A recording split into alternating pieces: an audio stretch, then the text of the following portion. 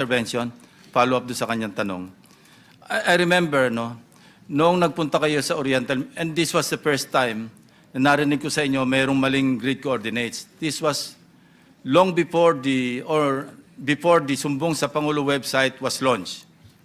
Sinabi nyo kagad sa inyong interview, mali yung grid coordinates namin ng aking team na in-inspeksyon namin, na kinongclude namin ghost project sa Sitio Dique, Oriental Mindoro. And we were very sure na hindi yon na hindi mali. Alam namin talagang ghost project because we never relied or we did not rely on the Sumbong sa Pangulo, which at that time was not yet in existence. Hindi pa ito na-launch. Bakit meron na kagad kayong parang subliminally or consciously, alam niyo nang may mga maling grid coordinates? That was the first time, you know, when I first learned na talagang merong mga nasubmit sa Sumbong sa Pangulo na maling grid coordinates, you know, my investigator's mind, no? Kaya unang naisip ko Secretary, bakit kayo nakapagsalita noon na mali yung grid coordinates namin when in fact we did not rely on the Sumbong sa Pangulo grid coordinates. We relied on the DPWH grid coordinates and people on the ground. Kaya we were 100% sure na yung sinabi ko sa aking privilege speech na ghost project sa Sitio Dique was really a ghost project. Alam nyo, Mr. Secretary, i-disclose ko lang, noon ako unang napikon sa inyo. Because you were undermining the work done by my staff. Go ahead, please. Please explain. Your Honor, I'm sorry, but there's probably a misunderstanding a little bit on that, Mr. Chair. I only knew about the differences between the yung grid coordinates when we submitted actually the list of projects sa Office of the President. That is, I never knew actually about the coordinates, even maliwanag po yung inyong interview Mali yung grid coordinates ni Senator Lacson. Yun ang narinig ko sa interview nyo. Sabi ko, paano niya sabing mali? Chinek namin sa ground mismo, kausap namin yung mga tao, and we inspected physically. No? So my other question is, between August 4 last year, when you submitted the list of the grid coordinates to the Office of the President, and now that we're discussing it, kailan nyo unang na-realize na may mga maling grid coordinates? After August 4, Your Honor. When? After August 4 could be today. Well, I think a few weeks after when I already been able to validate actually yung existence of the ghost projects in Bulacan First Engineering. Who informed you na mayroong mali? The Regional Office of Region 3, Your Honor. Hindi kayo nasabihan ni Undersecretary Bernardo na mali po, sir, yung ating nasubmit? Hindi po for that particular area, Your Honor. No. We did not discuss. All over. We did not discuss actually coordinates at that time, Your Honor. Undersecretary Bernardo? We did not discuss the coordinates actually at that time. It's only the presence of the okay. potential. I want to hear from Undersecretary Bernardo because in one of our private conversations, na-take up niya yan Nasabi na sa inyo na mali po, sir, yung ating nasubmit. When was that?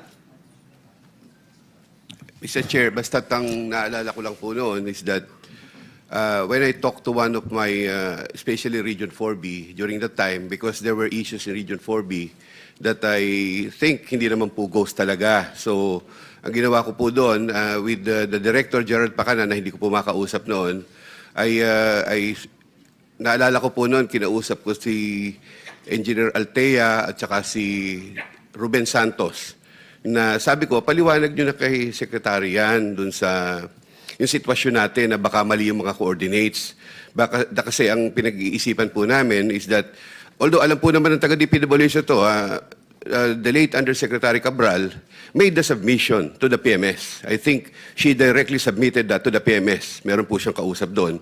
And of course, I think the Secretary during that time cannot read all these documents. Hindi naman po niya ano yun eh. Ang alam ko po noon, nagpapalitan lamang ng nagsasabit si Jose Cabral sa PMS. So yun po yung alam ko. So that is why, ang sinabi ko po, paliwanag ninyo kay Secretary Bonoan na mali ang coordinates.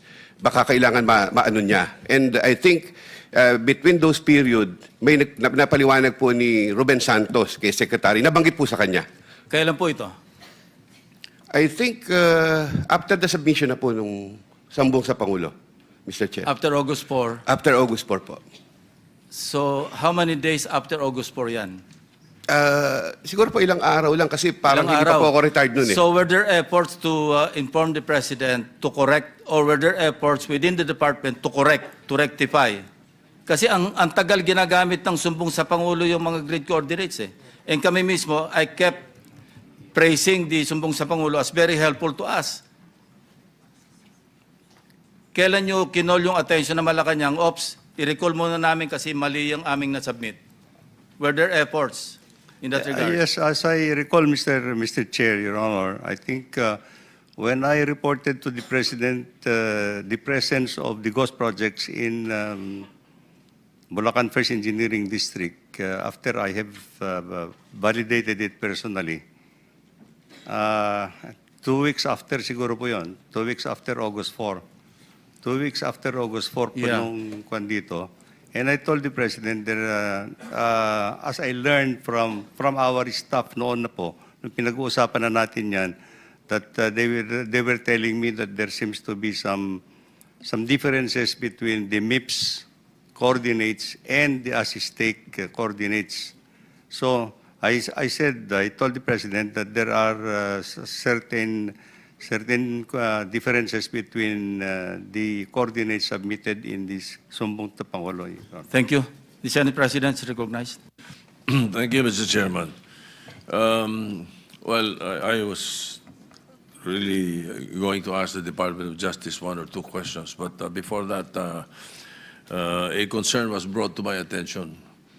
You mentioned August 4, but August 3, former Secretary Bonoan, Engineer Bonoan, Yusek Alcantara reported to you the existence of ghost projects, which was admitted to him by Bryce Hernandez. You reported this to the President, who eventually, I understand, went to the site. So, did you validate this? How did you validate the report of Yusek Alcantara? I went to the site. DE? No, I'm sorry. District Engineer Alcantara. Your Honor, I went to the site myself, together with people from the regional office, and they pointed it out to me, the location where they claim it's already a project that was completed. And I took some time actually to validate it, asking people around, I mean the people in that area, if they indeed this project were actually new projects, and they confirmed to me that these were old structures already, Mr. Chair. So that was when you reported it to the President? Yes, Mr. Chair. And he went to the site? Yes, Mr. Chair. Have cases been filed for these three ghost projects? Well, Your Honor, after I resigned from the office in September 1, I would not put the So you're status. not aware? You're not aware. Where is this project, Engineer? In Bulacan First Engineering District, Your Honor, I think one in Malolos and one in Pandi or something.